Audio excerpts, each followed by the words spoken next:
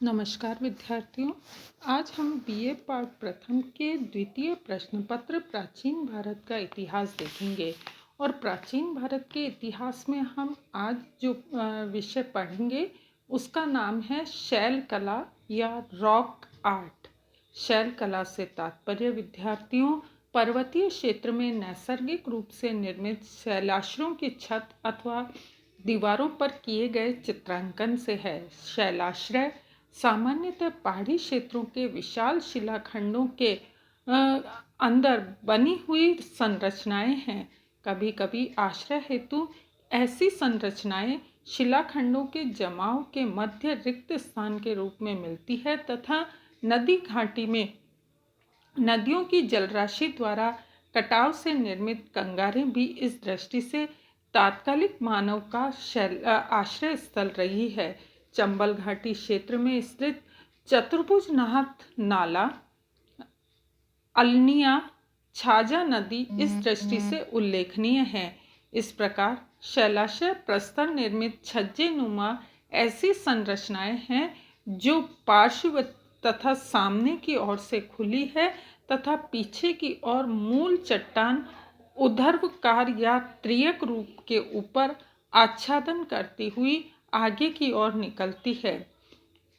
इनका प्राचीन काल में मानव ने आश्रय हेतु उपयोग किया तथा इसकी दीवारों पर अपनी कलात्मक प्रवृत्तियों को विभिन्न प्रकार के रंगों और तकनीक के द्वारा भली भांति अभिव्यक्त किया है जिन्हें शैल चित्र कहते हैं। ये शैल चित्र तात्कालिक मानव जीवन के विविध पक्षों उसके स्वयं के द्वारा की गई सशक्त अभिव्यक्ति का प्रतीक है। विद्यार्थियों, विश्व संदर्भ में शैल चित्रों का सर्वप्रथम ज्ञान 1879 में दक्षिण पश्चिमी यूरोप में स्पेन की अल्तामीरा गुफा के शैल चित्रों की खोज से प्रारंभ हुआ, लेकिन भारतीय क्षेत्र में इससे संबंधित अनुसंधान 1867-68 में हुआ, जहां मध्य प्रदेश के रीवा जिले के सुहागी घाट के शैल चित्रों की खोज से प्रारंभ हुआ। इसके पश्चात 1880 में कार्लाइल एवं कार्कबर्न ने मिर्जापुर जिले में शैल चित्रों की ओर ध्यान आकृष्ट किया। 1910 में एंडरसन ने सिंघनपुर के शैल चित्र खोजे। 1932 में हंटर ने पंचमढ़ी के शैल चित्रों का अध्ययन प्रस्तुत किया।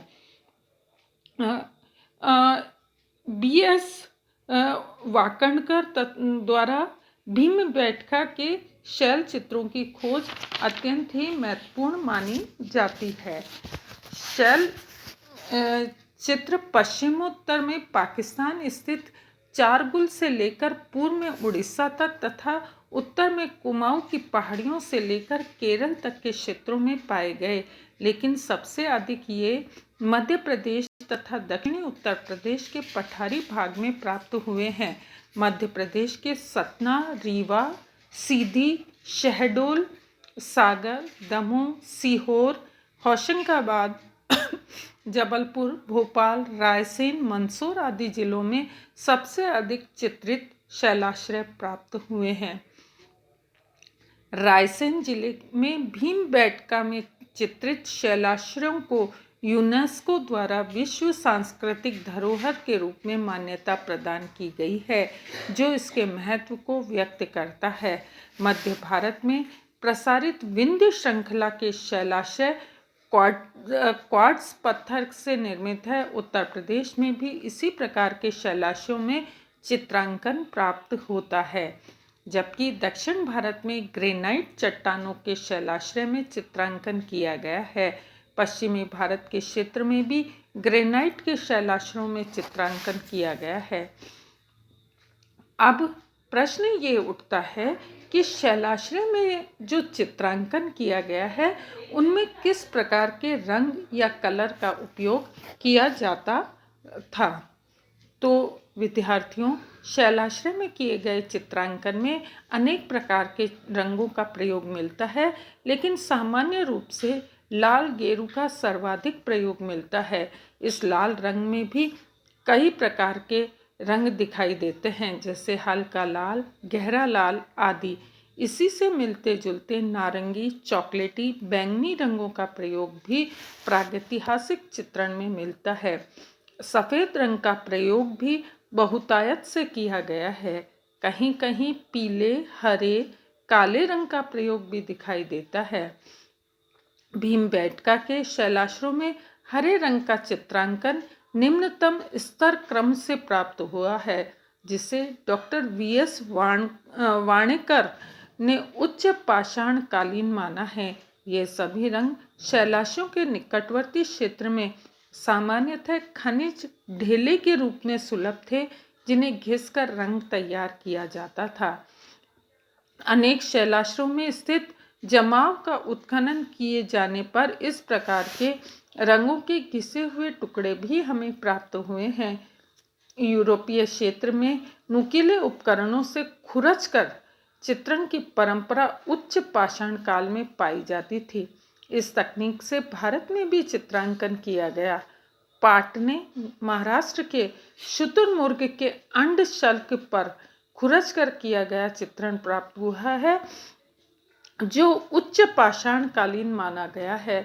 इसी प्रकार बेलन घाटी में अस्थि पर निर्मित नारी की मूर्ति प्राप्त हुई है। चंद्रावती, राजस्थान से डॉक्टर वीएच सेनवानी को मध्ययुगीन कोर पर खुरचकर बनाया गया रेखांकन प्राप्त हुआ है। दक्षिण भारत में ग्रेनाइट शिलाखंडों पर नवपाषाण कालीन शैल चित्र भी इसी तकनीक के द्वारा निर्मित हुए हैं। विद्यार्थियों, कुछ शैलाशय में एक से अधिक बार किया गया चित्रांकन प्राप्त होता है, जो अनेक कालों से संबंधित है। कभी कभी तो एक के ऊपर दूसरा चित्रांकन एक ही रंग से किया हुआ मिलता है। कहीं कहीं ऐसा चित्रांकन मिलता है जहां एक दूसरे के ऊपर विभिन्न रंगों तथा विभिन्न शैलियों से चित्रांकन किया गया है।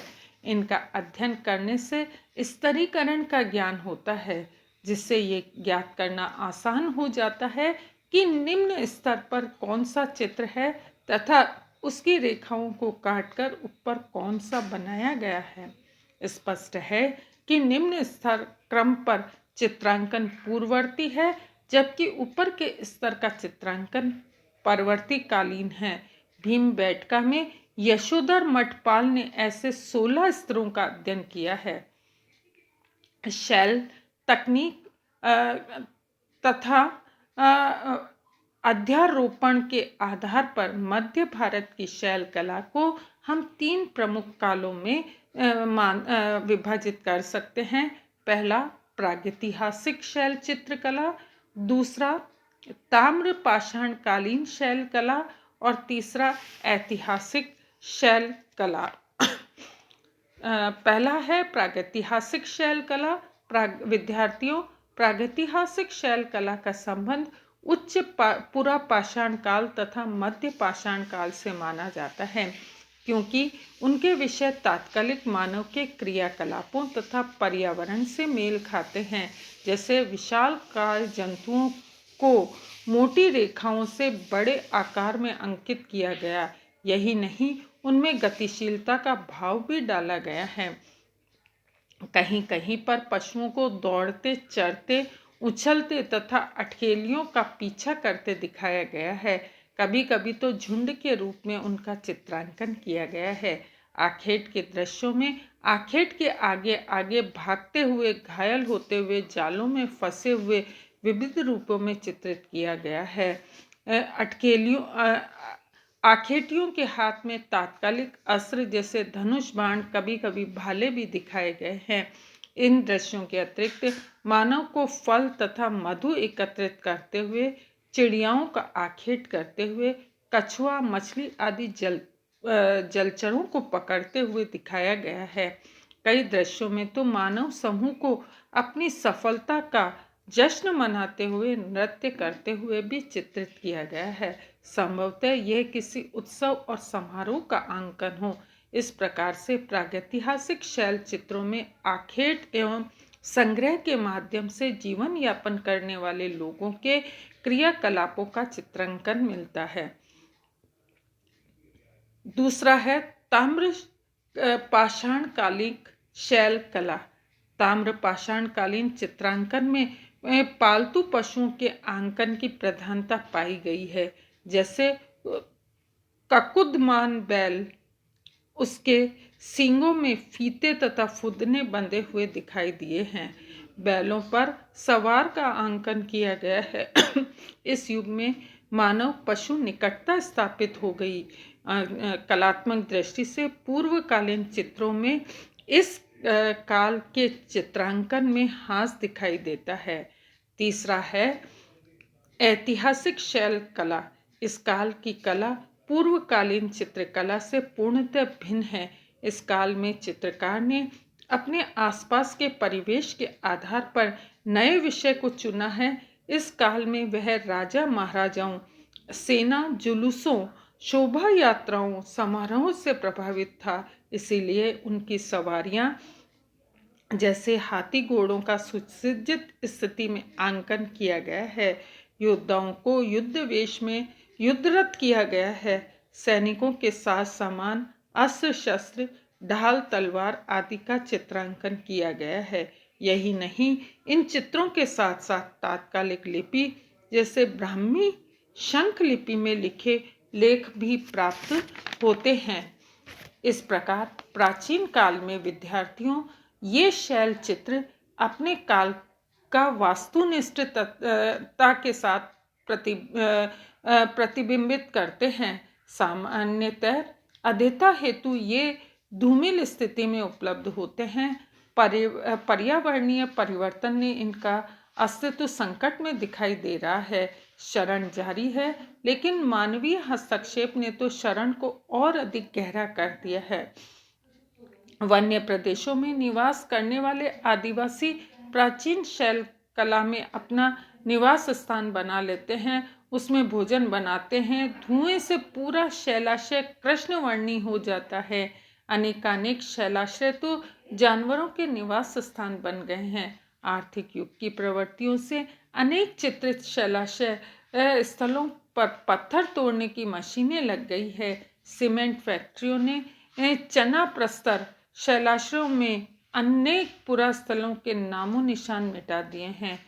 कहीं कहीं पर्यटन के नाम पर ऐसे पुरास्थलों को मनोरंजन का केंद्र बना दिया है, जिससे उनके अस्तित्व पर संकट उपस्थित हो गया है।